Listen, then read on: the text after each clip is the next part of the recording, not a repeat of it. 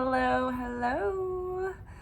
We're here for our Saturday night secret sermon.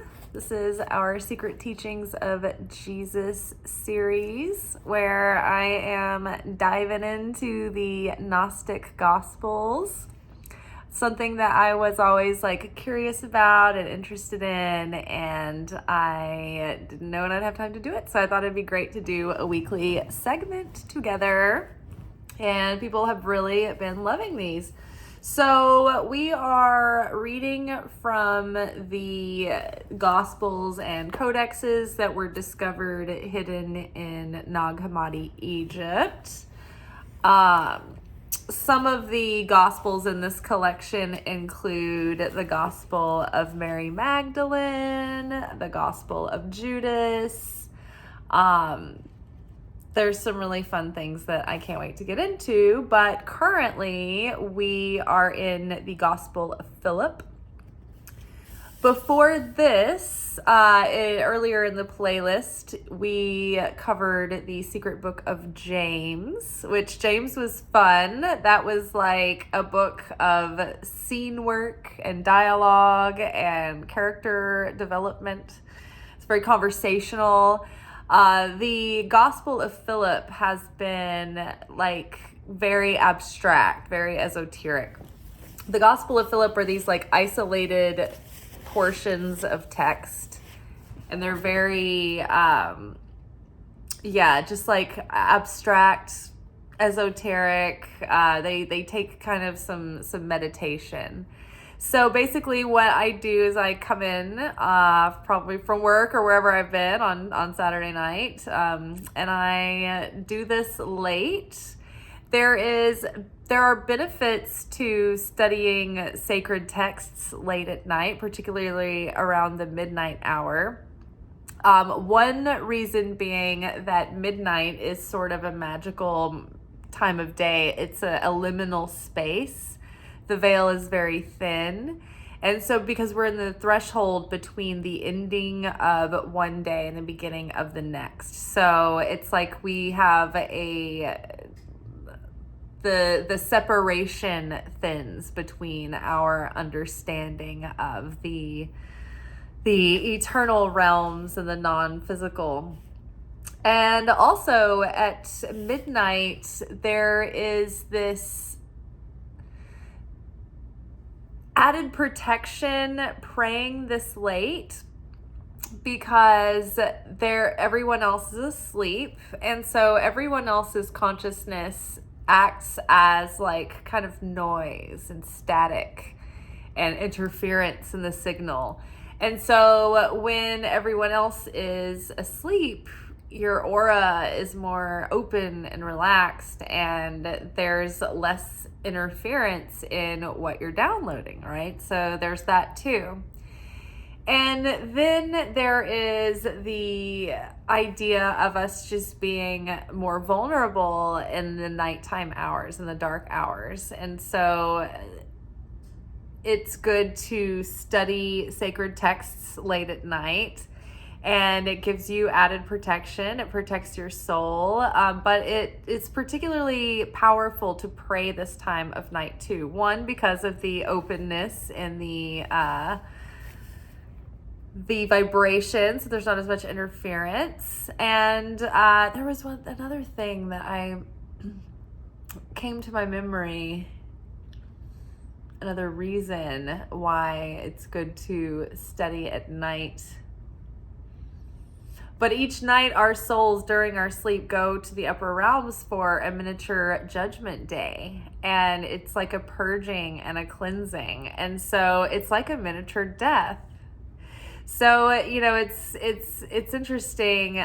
We have, when we're asleep, our soul, most of it leaves our body. And so that leaves our body kind of vulnerable and unprotected. So this adds to the remaining light that stays within your body and protects you as well. Oh yes, I remember the thing.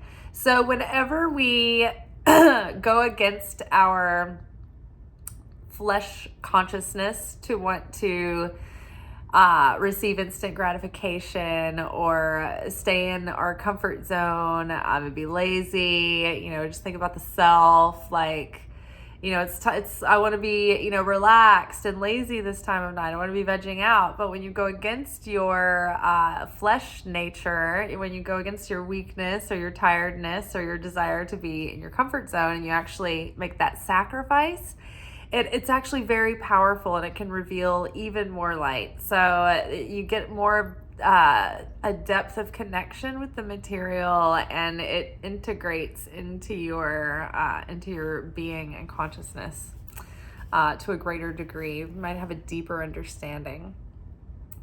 Okay, so the portion we will read tonight. And so basically how I choose the portion is that I come in and I start kind of skimming and reading, and I will pick the one that starts to stand out, that starts to speak to me, that starts to give me ideas. And then as soon as it feels right, I just go ahead and turn on the camera, and then we just read this together.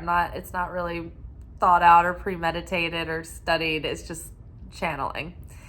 Okay, so the portion that we're reading tonight is called The World Eats Corpses. I love this title. I'm kind of macabre, so I think that's pretty fun. Okay, so this world eats corpses. This world eats corpses, and everything in this world also dies. Truth eats life, and no one nourished by truth will die. Jesus came from that realm and brought food from there, and he gave life to all who wanted it, that they might not die. So there's a footnote, a reference from the Gospel of Thomas. Okay, so let's read that again. We read it a couple of times until it's not choppy anymore. This world eats corpses. This world eats corpses, and everything eaten in this world also dies. The truth eats life, and no one nourished by truth will die. Jesus came from that realm and brought food from there, and he gave life to all who wanted it, that they might not die. Let's read it one more time. This world eats corpses, and everything eaten in this world also dies. Truth eats life, and no one nourished by truth will die. Jesus came from that realm and brought food from there, and he gave life to all who wanted it, that they may not die. Okay, so this world eats corpses, and everything eaten in this world also dies. So Kabbalah loves to break things into categories and split things into this and that's. One of the category splitting uppers that Kabbalah does is separates existence into tree of life reality or tree of knowledge of good and evil reality. One can be in tree of life consciousness, and a person can be in the consciousness of the knowledge of good and evil. So, in the Garden of Eden, Adam and Eve lived in perfection, in paradise. They lived in the tree of life reality, in the tree of life consciousness, where there was no pain and suffering, and there was no sickness, and there was no death. It was a realm of perfection and eternity. And also, that realm was not materialized. It was a light realm of non-physicality.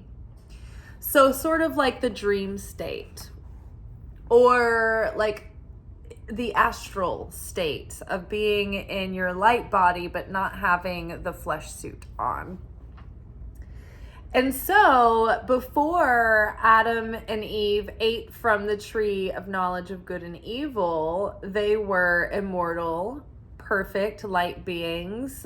They could look at the fruit and take all of the energy from it. They didn't have to eat. Nothing had to eat anything. Everything could just absorb the energy by being around it. And everything was in beauty and perfection, and there was only goodness. It was all good.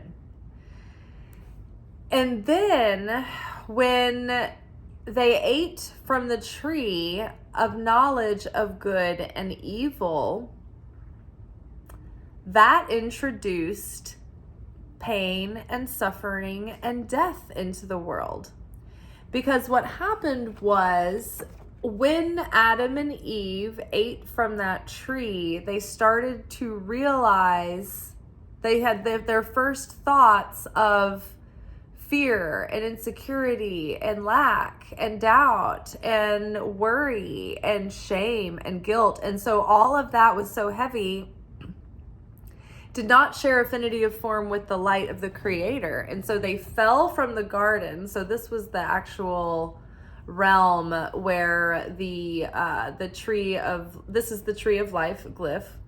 And this is the dimension next to the material realm down here, right? So the Garden of Eden was in paradise. It was in perfection. It was in the non-physical realm, just on the other side of the physical realm. And then we took on shame and guilt and fear, and we became material physical beings, and we fell into this physical state. We put on clothing. God says to Adam and Eve, who told you you were naked? Who told you to put on clothing? And so that was them becoming physical. And so then they had an expiration date. And so did everything else after that. Everything began to decay. Everything began to entropy, right? Like when we went from non-physical, in the non-physical realm, everything is immortal and eternal and unchanging and unfluctuating. And when we come into the material realm, everything has a shelf life. Everything has an expiration date. Everything dies. Everything decays.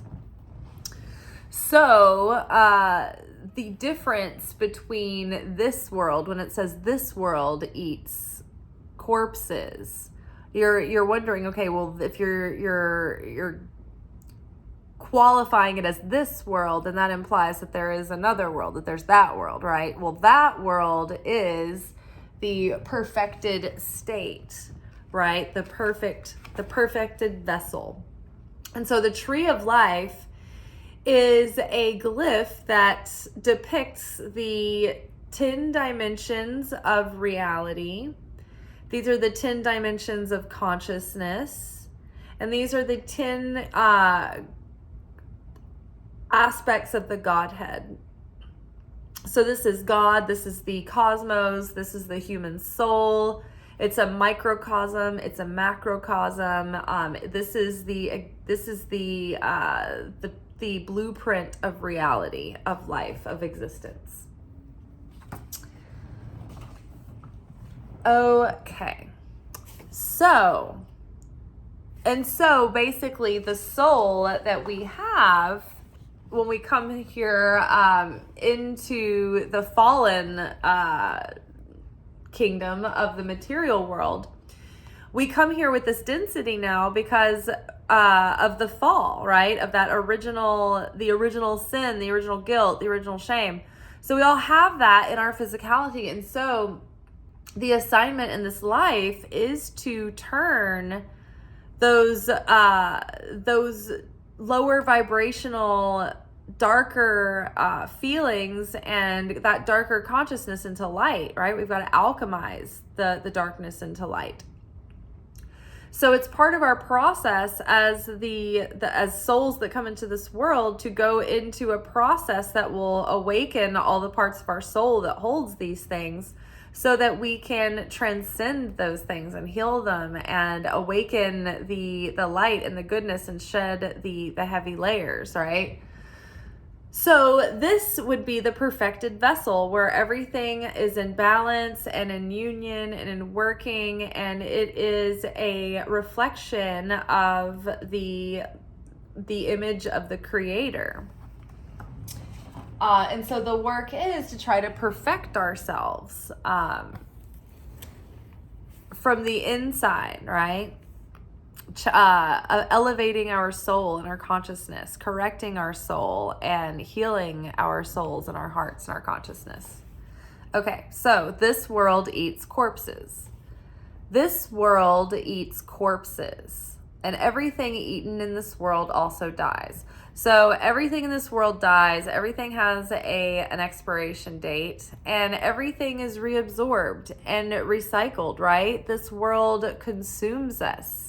Right? We're born into it. We live briefly in chaos and hopefully find harmony and unity. And just about the time that we start to entropy and decay and break down, and the world reclaims our little flesh suit, our little dust bag, and we break down into bone dust, and we're reabsorbed into the earth. And then our spirit, our soul, then goes into the afterlife, and it may recycle and come back and live another life. But eventually, as we shed layer and layer and layer of the ego, and we become more and more and more like the light, eventually, when the masters transcend beyond, if you transcend beyond the Christ consciousness, then you become reabsorbed into God, the whole, right? There was that one, I think it was Elijah, in the earliest parts of the Old Testament. It talks about Elijah walked with God all the days of his life, and then he was no more. It was like God absorbed Elijah and took Elijah back. But then it said, it's supposedly that Elijah was elevated or made into Archangel Metatron, who is the physical embodiment and kind of representation of God, right? The Archangel Metatron is like the action, the activity, right? The right hand of God.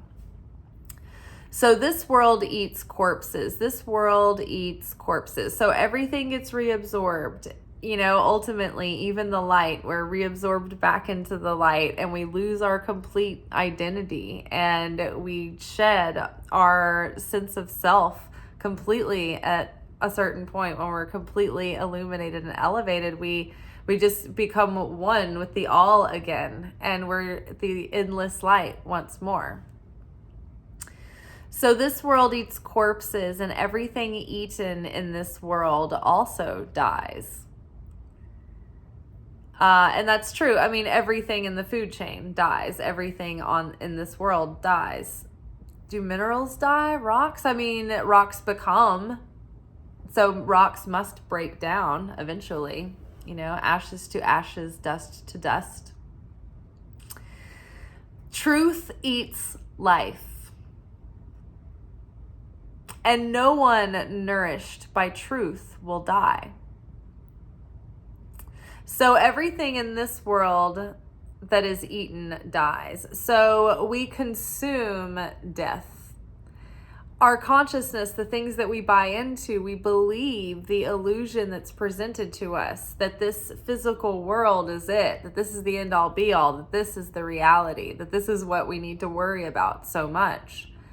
right? But this is the world that dies. And so we're eating this, we're buying into it, we're nourishing ourselves with it, but what we're eating dies. And so we're eating death, and it's killing us. It's bringing more death into us. Whereas truth eats life. Truth comes, it nourishes itself on what is non-material, right? Truth comes from what is unchanging, what is uncorruptible, what is unwavering. Truth comes from what is eternal. Truth comes from the light. Truth eats life. What is life? It's the light. It's what's eternal, right? What gives us life, what animates the flesh suit is the whole reason that the flesh suit exists anyway, right? This can be taken off and thrown to the side, but what's underneath is light. It's life. It's life force that is made of light. It comes from the highest truth. That's why our spirit is so untarnished. It's like a piece of the light of God. And then we get this personality. So we all have a different, unique perspective, and we have a different, unique projection of that light in the world. But ultimately, our spirit, is that same light. So truth eats life, and no one nourished by truth will die. So we can tend to our body, we can give it food and nourishment and take care of our health, but ultimately we're gonna still die. But when we give our soul nourishment and we awaken our soul and we evolve and transcend our soul, that remains after we take off the body and we die in this life and we go to the afterlife. We keep the awakening, the enlightenment, the healing, the transcendence, right? That's like our up level. We can't do that work when we're not in the physical world. So we earn our stripes while we're here, while we have skin in the game, while we believe the illusion that there's a threat, that there's, oh no, don't threaten my flesh suit. This is very delicate and, vulnerable here. Like, I want to be in this realm because this is where I get to awaken and activate my soul, my eternal light. I get to care for my soul while I'm here and nourish my soul and empower my soul so that it is even more effective within this world and the other worlds to come. So, and when we elevate our souls here, we also elevate and empower and strengthen the upper realms. We add that light to the cosmic scales and balance of good and evil, light and darkness in this world. So this world eats corpses, and everything eaten in this world also dies. Truth eats life, and no one nourished by truth will die. No one nourished by truth will die. Because truth, when you're nourished by truth, you're nourishing your soul and your spirit. And that is eternal. That stays. It's unwavering. It's unchanging. Once you know, you cannot unknow, right? Once you know the truth, you will live the truth, and you will know the truth, and that truth will set you free. It's like when you get something like that, like it's like people can take away all your physical possessions, right? But what they can't take away is your character. What they can't take away is what you know, what you've witnessed, what you've seen, what you've learned, what you've perceived. They can't take away your intrinsic value. That is eternal. It's untouchable. It's once it's there, it's there. It exists in your soul, and it's preserved there. It's preserved by your spirit. Truth eats life, and no one nourished by truth will die. Jesus came from that realm and brought food from there. So Jesus came from this the upper realms, right? And Tiferet here, so Yesod, this is where like the Buddha level consciousness is at. This is the column of the consciousness here, levels of consciousness. Tiferet is the Christ consciousness. So it's higher than the Buddha, the Siddhartha consciousness. So the Christ consciousness is here. So Jesus came from the upper realms here and came through and brought forth this consciousness, which was eternal life, eternal light. And so when we listen to the Christ consciousness and let it awaken our soul and bring our soul to life, the truth that we absorb from the Christ and the way that we let it change us and heal us and alchemize our hearts and our soul and our spirit, that's eternal, that's unchanging, and it gives us eternal life within this life and the afterlife. We may not have physical immortality with our body necessarily, but we do with our soul and our spirit and our consciousness.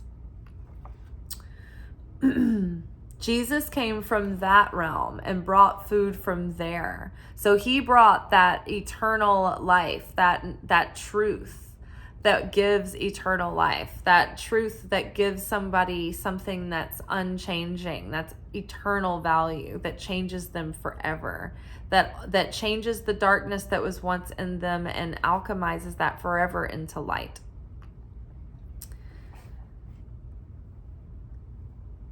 Jesus came from that realm and brought forth food from there, and he gave life to all who wanted it, that they may not die. So Jesus the Christ, the consciousness of Jesus Christ, the example of what we could be like if we awakened the divine parts of ourselves and we could be fully human and fully divine. Christ gives this knowledge freely to anyone who calls on it. This knowledge lives within our spirit and our soul and in our heart, and it will reveal itself to us if we open our heart to it and ask for it. If we seek Christ, if we seek Christ consciousness, if we seek to be like God, to be close to God, then we can tap into that truth without having to read it. Even it dwells in our soul and it awakens when we are earnest seekers of it. Seek and you shall find. Ask and it is given. Knock and the door will be opened to you. And it's eternal and it's always accessible, right? It doesn't have to come from the outside. It comes from inside. We can turn inward, where the Christ can communicate through. That they may not die. And so when people are told this, they're liberated from being 100% concerned with these physical mundane worries, because then they're like, oh, this world comes and goes, but there's a world beyond this that my soul is going to endure through and go on, and I should tend to my soul and make sure that that's prepared for the afterlife, that I have taken care of it and elevated it and strengthened it and cared for it and given it that eternal value and that eternal awakening and elevating and elevation. So let's read this one more time. This world eats corpses. This world eats corpses. This world eats corpses. And everything eaten in this world also dies. Truth eats life, and no one nourished by truth will die. Jesus came from that realm and brought food from there, and he gave life to all who wanted it, that they might not die. So the food, the nourishment, the teachings, the consciousness, the salvation, the redemption that Jesus gives, it gives you something that is eternal within you that will not die. Your soul will not die. Your consciousness will not die. So this gives your soul and your consciousness and your spirit eternal life and eternal light and eternal truth and eternal liberation from the chains that bind us to the illusion of the realm and the reality of the tree of good and evil, and instead reverts us back to the tree of life, right? All right, y'all. This world eats corpses. This world eats corpses, and everything eaten in this world also dies. Truth eats life, and no one nourished by truth will die. Jesus came from that realm and brought forth food from there, and he gave life to all who wanted it, that they may not die. All right, that's all for tonight, chickadees and chickadoes. Oh, okay, my feet are asleep. Well, all right. Well, tomorrow we will be back for our weekly energy oracle forecast, where we will be taking a look at the week ahead to see what kind of energy we will be living and moving and having our being in. And I'm working on a surprise. I've got my little project already started that I've been hinting around about. So hopefully I will keep up the good work and keep up the progress and get that done swiftly. And then I can announce what it is. Aight, ciao. Thank you for watching. If you enjoyed this video and you got something out of it, then please give it a like. Subscribe to the channel. Turn on notifications to be notified of when I drop content. Like the videos, comment, share them. Anything that you do helps these messages get out to other people who need them. So you watching a video and taking an action on it actually makes a positive difference in someone else's life.